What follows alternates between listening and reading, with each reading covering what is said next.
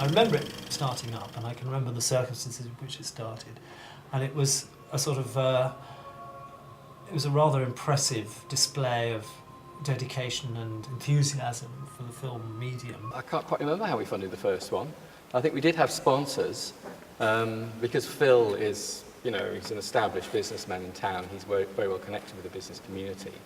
He was able to approach friends, colleagues in the business community who put in 50 quid here, 25 quid there. It was very, very modest to begin with. I think the budget for the first festival was something like 1,800 quid. When Chris had the idea of it, he approached the 3 local cinemas at the time, and then they collectively approached me on the basis that I was somebody who was involved in film in Bath and was not belonging to any particular faction, so I could be a kind of even-handed person.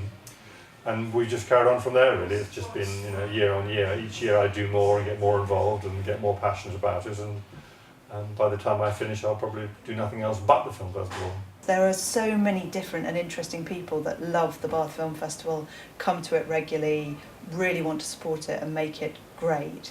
And now that it's had 21 years, it's almost as though it's been sort of incubating for all that time and is ready to kind of be born and bigger and better and more exciting. It's hard to plan as much as people probably think we do, because we are reliant on what films are available, obviously, what films haven't been shown by the Little Theatre, because we want to show films that haven't been shown before, what previews the distributors will let us have.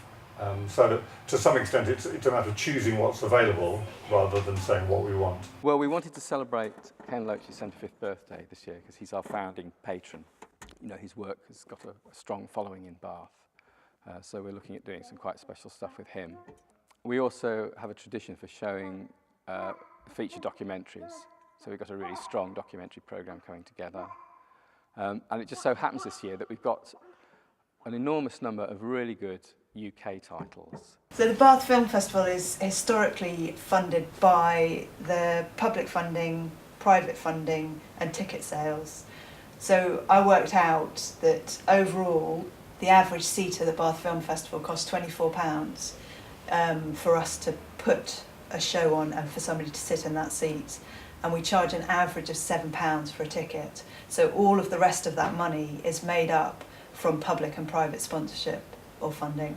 And at the moment, public funding, as you know, is practically non-existent for the arts. So we're relying more and more on private sponsorship. We have a lot of very ambitious ideas. We're very keen to develop young filmmakers, so we're setting up a Young Filmmakers Award next year in conjunction with IMDb and Bath Spa University.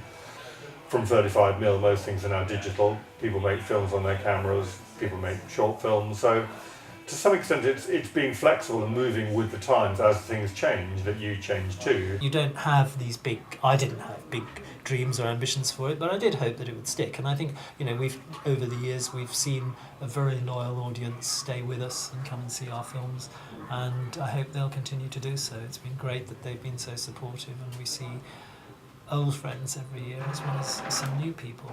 What I really like about cinema is the escapist nature of it. And the actual experience of sitting there watching a film I find fascinating. The other thing I really enjoy is talking about films, and that's what I think people really miss, is they want to talk about films after they've seen them, and there aren't enough opportunities. So for me, making it possible for people to have a discussion about a film they've seen is one of the most exciting things.